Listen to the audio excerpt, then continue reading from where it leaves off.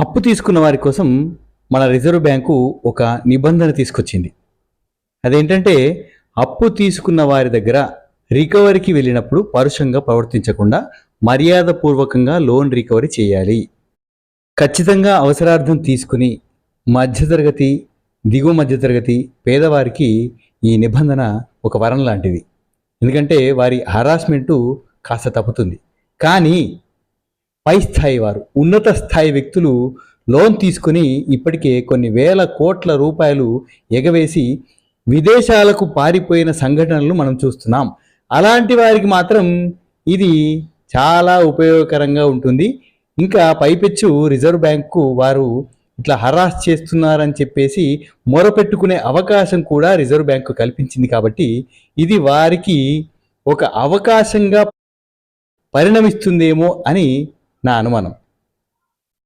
అయితే ఈ అంశాన్ని ఆధారంగా చేసుకొని నేను కార్టూన్ వేస్తున్నాను. ఈ కార్టూన్ ఏంటంటే, ఒక ఆయన మన సాధారణ మధ్యతరగతి ప్రజలను ఉద్దేశించి కాకుండా ఈ డబ్బున్నవారు, ధనవంతులను ఉద్దేశించి ఈ కార్టూన్ మలుచుకున్నాను. కాస్త వ్యంగ్యంగా అతను సోఫాలో సాగిలా పడి గంభీరంగా స్థిరంగా అలా కూర్చున్నాడు. ఒక చెయ్యి సోఫా పైన ఇలా వేసి ఒక చెయ్యి కాలు పైన పెట్టుకొని కూర్చున్నట్టుగా, గంభీరంగా కూర్చున్నట్టుగా ఈ ఫోజ్ వేసుకున్నాను.